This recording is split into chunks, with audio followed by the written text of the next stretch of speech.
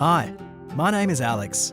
I'm looking for a house to live in, but I can't tell you how hard it's been to find a place. I know, you're going to jump to the conclusion it's because I'm a person living with a disability and I need accessible housing. And you're right, of course, because the lack of accessibility standards means most houses are inappropriate for me, and that rather narrows my options. I'm tearing my hair out because it's so hard to find the accessible housing that exists. I live in Canberra, and the government here mandated 10% of new housing be accessible years ago. And I know some local governments have been requiring developers provide a proportion of accessible housing in their developments, and that some developers do it voluntarily. This is great stuff, but no one can tell me which apartments and houses these are. No one keeps a list, and very few vendors or landlords advertise places as being accessible. Then I started to think about how Airbnb and Uber match people to houses and rides, and I could see how a matching market platform could be the answer. I have friends who have modified their homes, and I'm sure they would want a person living with a disability to have the first opportunity to buy. So these vendors need a place to advertise, where people living with a disability will look.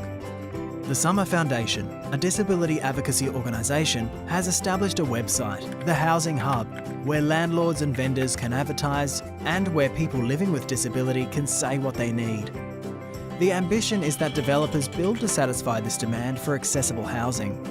But you know what would be good? If all the accessible housing that is built is registered, say with the Housing Hub.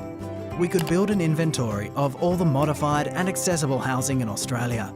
Each property would have a profile, with information about it supplied by councils, developers, owners or renters, or through scraping the web and crowdsourcing. As a registered user of the Housing Hub, I could see what properties in the area I want could be appropriate for me. If a property wasn't being advertised, I could approach the owners to see if they had any interest in selling. Like RSVP, I could send them a heart. As a sports person, I get to travel overseas, so I started looking at what is happening elsewhere. The best scheme I found is MassAccess. It's a register of accessible housing in Massachusetts. It's the most successful scheme in North America because the government requires all accessible housing to be registered and offered to the market first through MassAccess. At the moment, much of the accessible housing in Australia is being occupied by people who do not have a disability. Accessible housing is also being lost as vendors remove modifications when they put their house up for sale.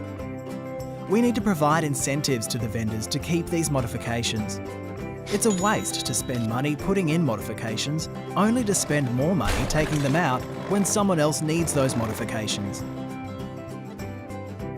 People living with a disability have diverse needs, and houses are all different too.